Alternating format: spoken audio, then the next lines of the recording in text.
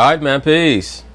So, brothers, I'm on record as stating that, in my view, Anthony Davis, the superstar center of the New Orleans Pelicans, will be the winner of this season's NBA regular season MVP award. And also that the dark horse for the MVP award, or at least one of my dark horses coming into the season, was Mr. Steph Curry, who, for whatever reason, despite having 2 regular season NBA MVP awards already, is often slept on when it comes to the prognostications for who's going to win that award. And I think that there are a few reasons for that. For the most part, we know that he's splitting time as being considered the best player even on his own team with the great Kevin Durant. And also there's a narrative that he has not performed well in the playoffs. And I'm going to be discussing the genesis of that narrative during this video as I comment on this segment. But Steph Curry has gotten off to a tremendous start.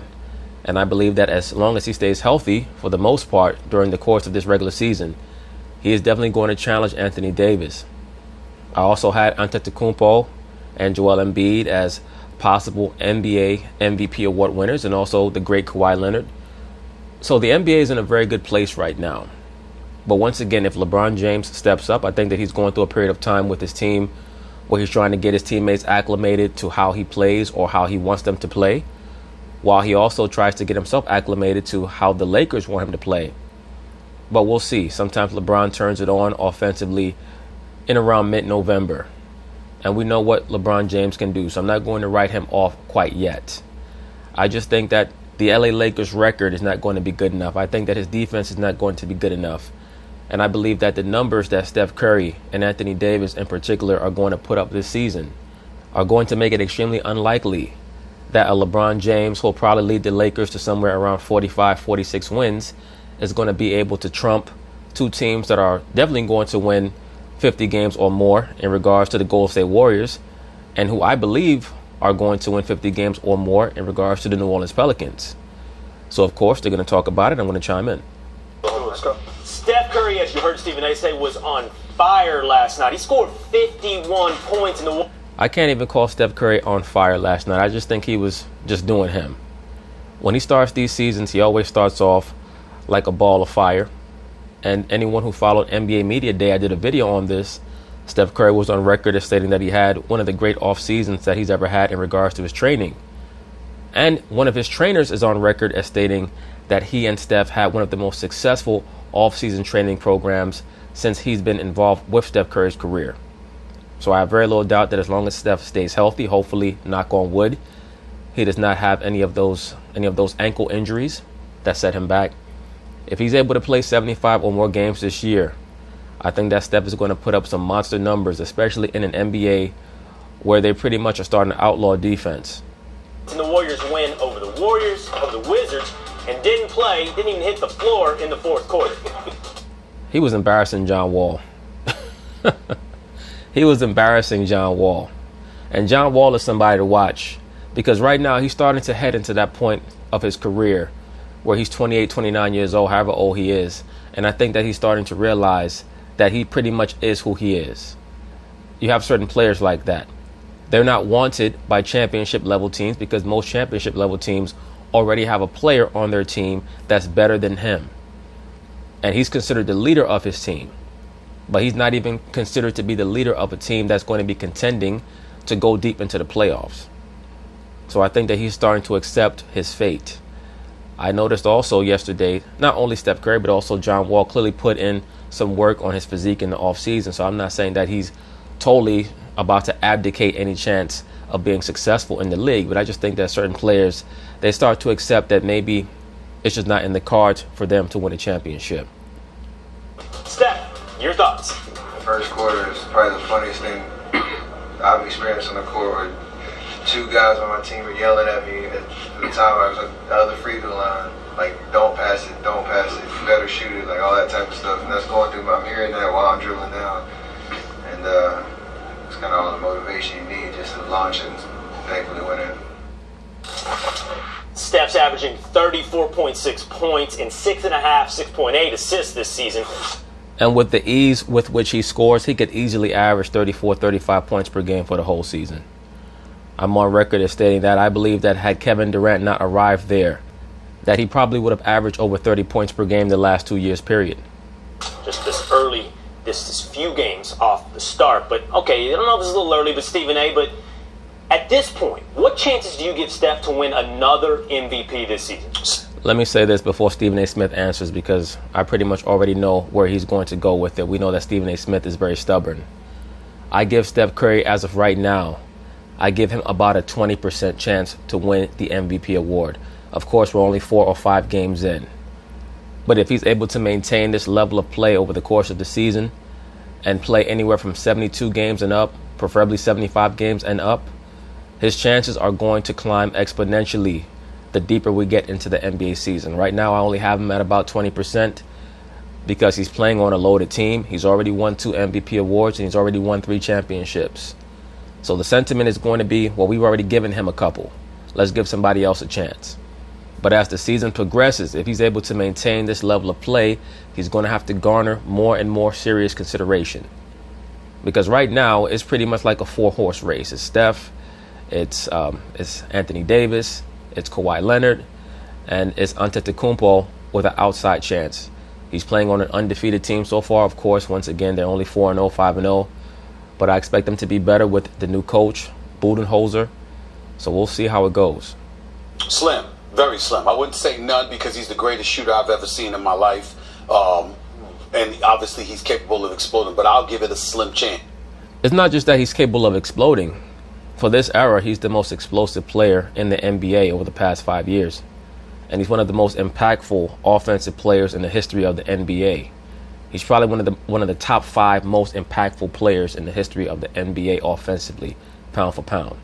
Chance simply because of the team that he's on. As great as he is, and even though he's the catalyst, he's the straw that stirs that cup in Golden State. The reality is you have one of the top 3 players on the planet, and Kevin Durant is your teammate. You've got one of the top 5 greatest shooters we've ever seen in NBA history as a backcourt mate in Klay Thompson. That's why it's going to be so interesting to see if Steph Curry can maintain his output. Because if he stays even over 30 points per game for this season, you know what that means? That most likely he will have shot well over 50% from the field. And if he shot well over 50% from the field, he most likely will have shot somewhere near 50% from 3. We already know that he's going to shoot somewhere around 90 or 91% from the free throw line. And oftentimes he has the highest conversion percentage around the basket, quiet as kept. He's one of the top conversion percentage players in the NBA around the basket. He's one of the best layup makers. Of course, Kyrie Irving gets a lot of credit for being a great layup maker. But according to the stats, Steph Curry oftentimes is the best layup maker, particularly amongst the guards in the entire NBA. Those are just facts. So we're going to find out. And I want to see if this creates any tension down the line between Curry and Kevin Durant. We already know this is a walk year for Kevin Durant. So if Steph Curry comes out and averages 32, 33 points per game, and Kevin Durant takes a backseat role, averaging 25, 26 points per game, probably on 55 or 56% from the field. Does Kevin Durant say to himself, you know what, I need to go somewhere else and listen to the people chirping in his ears? Or does he decide to finally acquiesce to what he is, which is the greatest second banana in the history of the NBA, arguably, and just deal with it and stay with the team? Because that's what he is. Kevin Durant is not an alpha, never has been and never will be. And what you'll notice oftentimes is that when Kevin Durant is hot from the field, the game is close. But when Steph Curry is hot from the field, it's a blowout. Game is over by the 3rd quarter. When Steph Curry is hot, the game is over by the 3rd quarter. Kevin Durant is hot, it's a close game all the way to the end for the most part. So there's plenty of nights where you're going to have to share the wealth. LeBron is not going to have to share the wealth to that degree. The Greek Freak is not going to have to share the wealth to that degree. Well, the question is, how much wealth will be there for LeBron James? That's the real question, Stephen A. Smith. With Golden State, they're going to have an abundance of wealth. So Steph Curry's shared wealth might be more lucrative than LeBron James having a small treasure all to himself. Anthony Davis is not going to have to share the wealth to that degree. Kawhi Leonard is not going to have to share the wealth to that degree. Now, Kawhi Leonard is impacting both the offensive and defensive side of the court in Toronto. His defense is just exceptional. I mean, he plays defense on the level of Scottie Pippen. So because of that reality, I would tell you that the chances are slim, but I can never say zero with the greatest shooter we have ever seen in our lifetime. He's not going to win the MVP. And there are 3 reasons. You just hit the first one. There are shots to go around on the Warriors. They play unselfishly. KD, Klay Thompson, a lot of guys are going to score. His counting numbers won't be there like some other guys. Well, that's speculation on your part, Max Kellerman.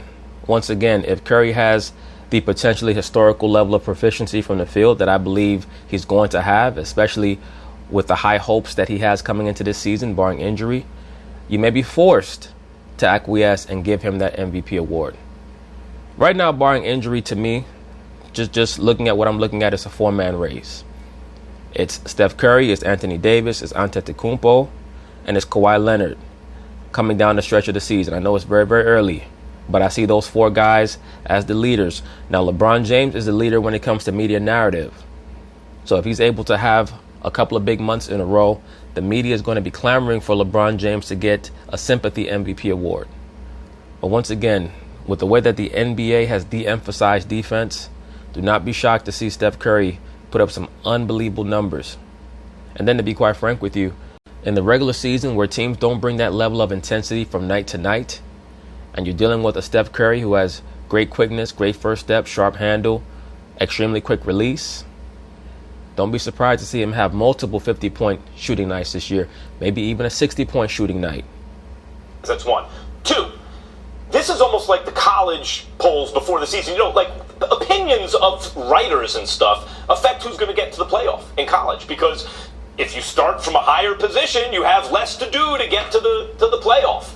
In other words, media narrative has legs. It has power. I agree with you there. It's people's opinions actually affect this stuff. And the narrative that we all write before the season affects who's going to win the MVP. Well, I stated this in the video that I did on Anthony Davis when I referenced the film Gladiator.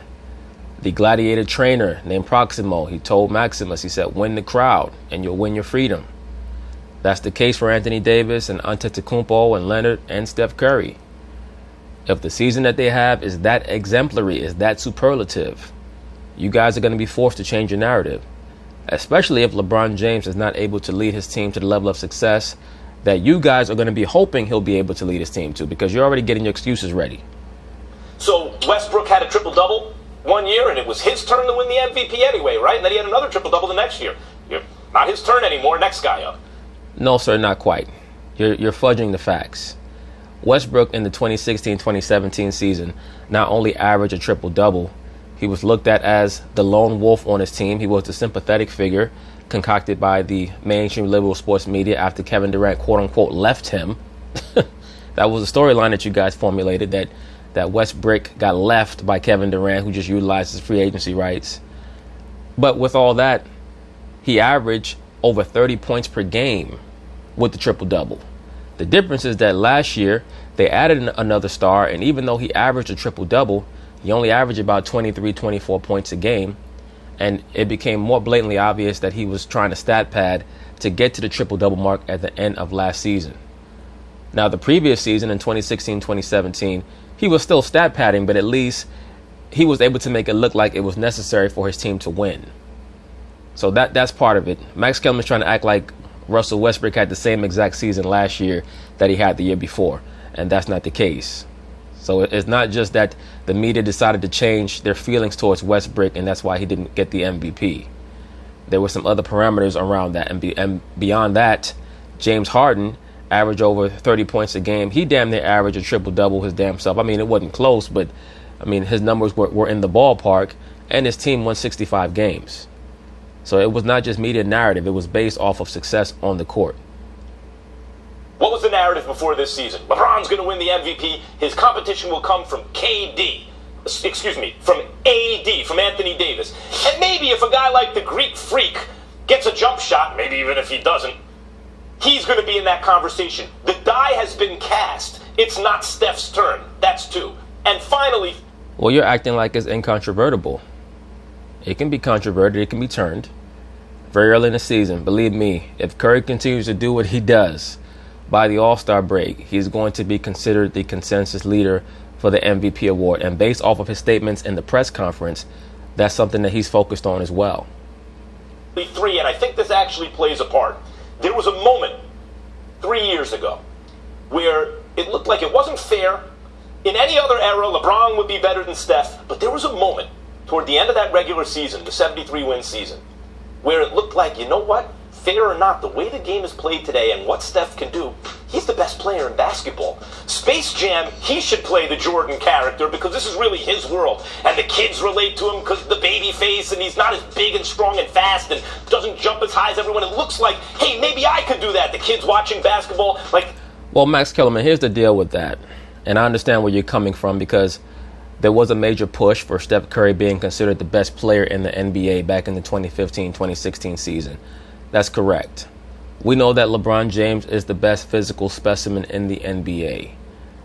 And in an era that's not considered as physical as previous eras, that takes away a lot of the edge that he would have over Curry. I agree with you, but the facts of the matter are that not only did Curry have better numbers than LeBron James, his team won something like 20 plus games more than LeBron James' Cleveland team won that regular season.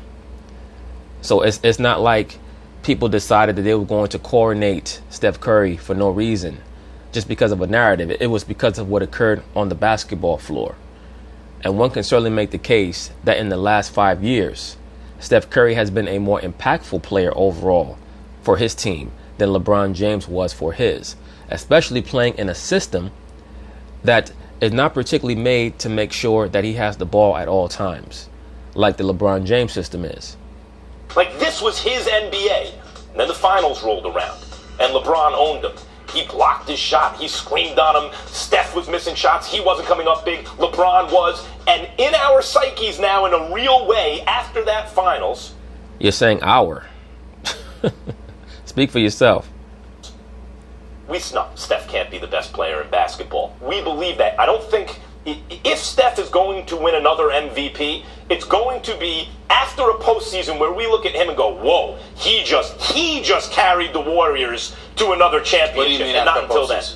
After a playoffs end and the Warriors are crowned champs, and unlike KD who won the MVP the past two of the finals the past two seasons, we look and say, Steph is the reason they won that finals. I think then we can get over the psychological hump and going into the next year, particularly if they were to lose KD, he could rack up the stats. It might be his turn again. But right? No, sir. No. What you're doing is you're passing along a lot of sports media mythology, a series of sports media mythologies. One of them being that Steph Curry is not a great player in the playoffs. He's a great player in the playoffs. He just has not been as impactful in the playoffs as he's been in the regular season. Why is that? There are a bevy of reasons for that, but number one, because of injuries. For those of you brothers who remember, in the 2015 playoffs, which was their first championship run, Steph Curry was unbelievable.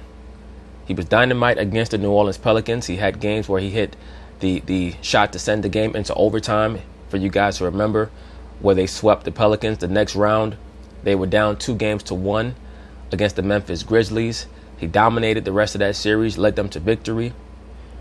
Then in the third round against the Rockets, he dominated that series until there was a situation where he went up in the air. I believe that he fell over Trevor Ariza's back and landed on his neck. And he was never the same in the playoffs after that injury, which was a very, very scary fall that he took.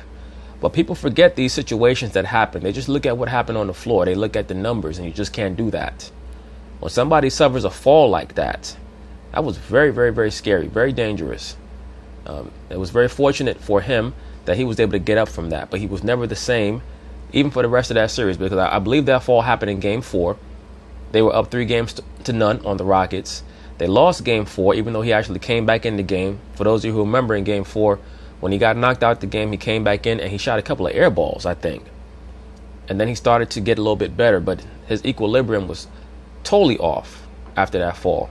And then Game 5, he did not shoot quite as well. And then in the finals, he was okay in Game 1 against Cleveland. Game 2, he shot terribly. Game 3, he was bad the first 3 quarters, and then he got hot near the end of Game 3. And then he was pretty much great the rest of that series. Game 5, he was phenomenal. He should have been the finals MVP in 2015, but they gave it to Iguodala for whatever reason. For whatever reason, they gave it to Iguodala. Most likely that was an indirect way of trying to give an ode to LeBron James, or a bow to LeBron James, because Iguodala was guarding LeBron. But the fact of the matter is that Steph Curry was the most impactful player on the floor overall. Now, the next season, of course, he got hurt. But once again, if you guys remember, I'm not even talking about the major injury. The first injury in Game 1 against the Rockets, where he hurt his foot, he was never the same. Even when he came back from that, he had to miss a game. I believe he missed 2 games. His rhythm wasn't right.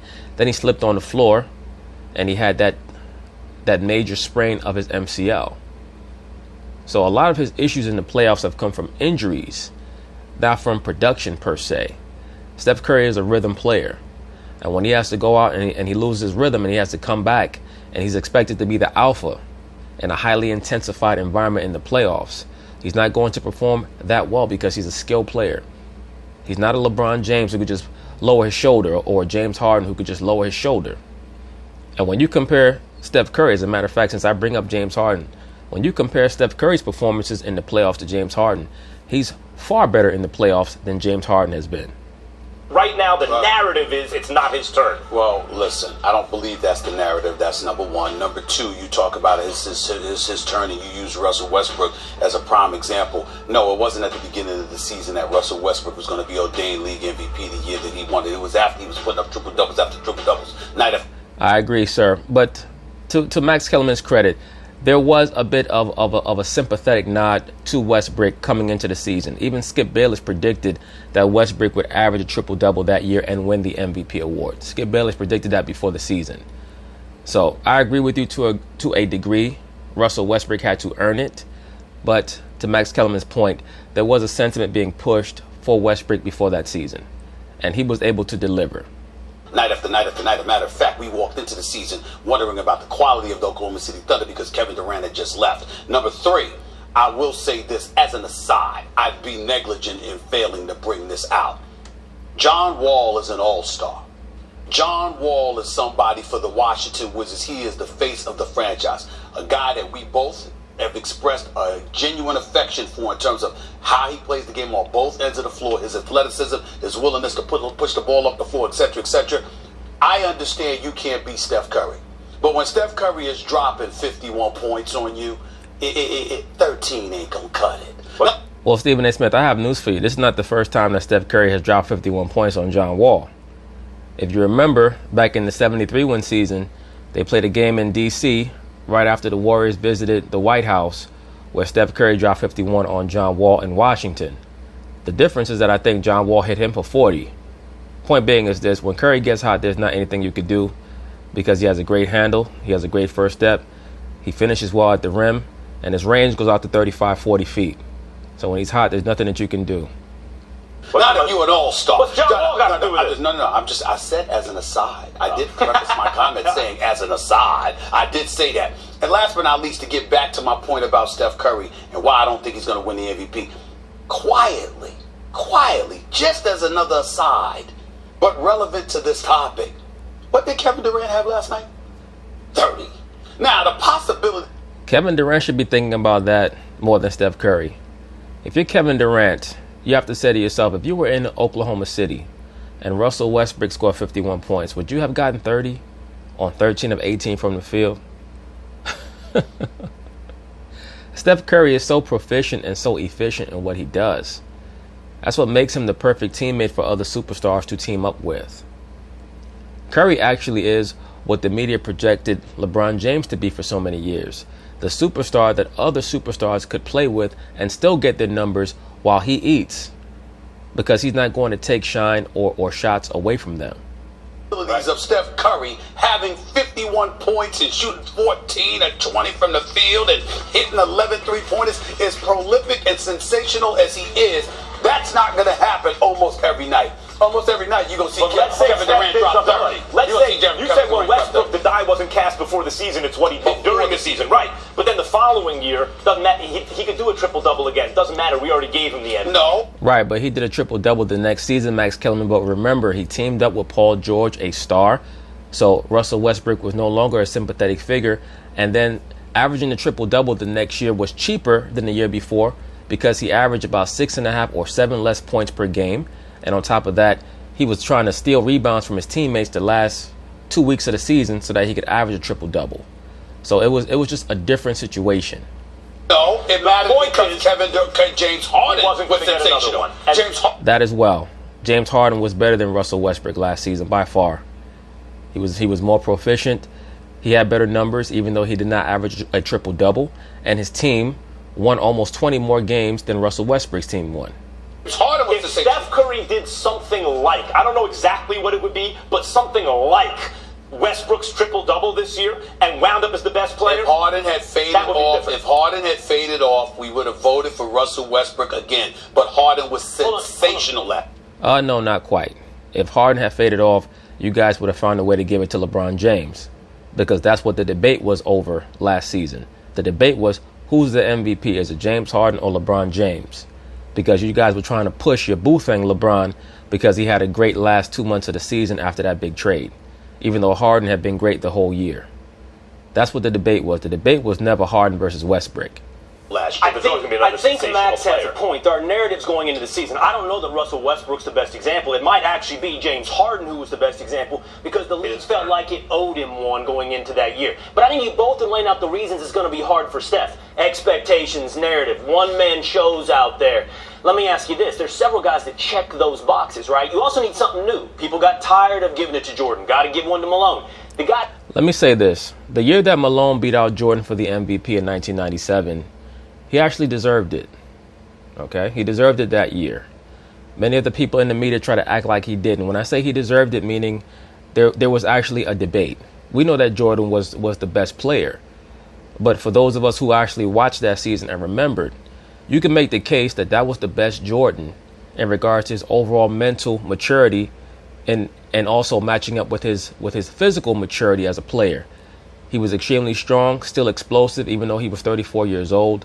Great mid-range game, great defense, knowledge of the game, understood how to maximize what his teammates did all that season.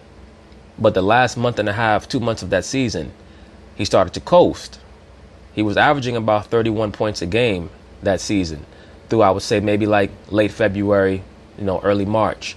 And then he started to coast for the playoffs. And that's when Utah got hot, and that's when Karl Malone was putting up huge numbers.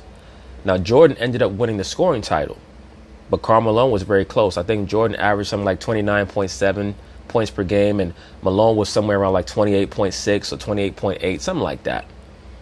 But Jordan allowed Malone to get so close, and the Bulls won 69 games that year, and the Jazz won 64.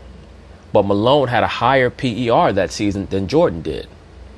So it wasn't like there was no empirical data to substantiate why Karl Malone would be the MVP that year. So to say that he stole one from Jordan, I can't agree with that. Jordan kind of gave it away. Even though he was upset that Malone got the award, he kind of gave it away because he coasted, at least for Jordan, coasting the last month and a half of the season was about 26, 27 points a game. Guys, you said, Stephen A., are the ones you'd have to say this early in the season, check all those boxes. Sure. Giannis in Milwaukee. You got AD in New Orleans. You got Kawhi in Toronto. Kawhi's going to be a major problem. And you've got Kawhi in Toronto. If I gave you those three, then I think all three of them check those boxes. Personally speaking, I'm going to say this. I think Anthony Davis may have elevated himself, but not just because of his play. Dare I say, I need to take some credit for it. I think if Anthony Davis ends up winning the league MVP this year, I'm going to have everything to do with it because everybody... Yeah, you're going to have everything to do with why Anthony Davis wins the MVP. It's not going to be because he's going to average 31 points per game, 13 rebounds, 3 blocks, 6 assists, shoot 53% from the field, 80% from the line, 40% from 3. It's not going to be that. It's going to be you, Stephen A. Smith. Everybody's going to remember how I kept joking about the Smoothie King Arena and how the hell nobody playing at the Smoothie King Arena is going to get awarded league MVP. A lot of these guys, they still try to produce this narrative like we're living in the 1970s. As if you live in a quote-unquote allegedly small market city or area, nobody's going to know what you're doing. This is not 1978 anymore. There's the NBA League package. There's ESPN. There's TNT. People see these players play. You don't have to play in LA or Boston or New York or Philadelphia to get consideration for MVP. As long as you play stellar basketball, you're going to get consideration. And Anthony Davis he's in that age range where they want to start to coordinate him anyway. This dude is going going out doing what he customarily does. He's averaging better than 28 and 11, like he did the last 2 seasons. We know how fantastic but and it may phenomenal be his he's turn. Well, you could say that, but you can't say that definitively. Kellerman is more concerned with the narrative than the reality. When you're looking at the Greek Freak, when you're looking at Kawhi Leonard, Yeah, it listen. might be. If you're talking about terms, Stephen A. someone make the argument about Kawhi Leonard. Do you recall my MVP pick for this year? Yours, Anthony Davis. Which Yes. is why I pointed to you when I said I get it, but also the reason I wasn't sure, and we're going to get to this later, the Celtics and the Raptors not so sure, is because of Kawhi Leonard. Of course, your point, everyone knows who the best players in the world are. The interesting thing to me about this year, I don't think Steph's going to win it, but when we talk MVP is AD, I believed was going to win it before the season. I still believe that, and I believe AD will deserve it. Absolutely. So I think those three guys. Let's be for real for a moment. Who's the last player that won the NBA MVP and didn't deserve it? I mean, really, like if we're going to go back, I'm sure people will probably say Steve Nash in 06 or something like that. But I mean, let me just to be for real, who was the last player that won league MVP for real, and did not deserve it at all? Guys, Giannis, Kawhi, and AD check the boxes you require of an MVP. Besides, you two taking part in it, you two getting a piece. No, of that I'm program. not. Listen, I'm a guy that still believes that LeBron James is going to pull it off, me personally. But what I'm saying is, based on the first week and a half of the season, we're seeing what we're seeing. We can't deny that. Real quick, who do you think is the sense that it's their turn? Because I agree with you, the sense is it's LeBron's turn. We've stolen enough of his MVPs. No, that's the sentiment that's been put forth by the LeBron James fanboys in the media. Once again, it's a long season. If we're talking about whose turn it is in regards to media narrative, then it would be Anthony Davis. But all these things have to be validated through play on the basketball floor. We're going to give it to him. No, he said Kawhi's turn. You said it could be Kawhi. I said the argument could be made that it could be Kawhi as well. I think what hurts Kawhi, however, is him being in Toronto. That's just me.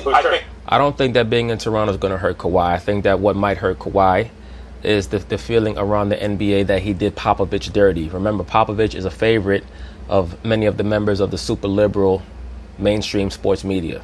That could hurt him. And the fact that he's very reticent in his interviews, he does not play along with the media, that could hurt him. I think they think it's LeBron's turn. They've stolen enough from him. Speaking of LeBron. But anyway, that's basically it on that. We'll see how things go with Steph Curry and the MVP race.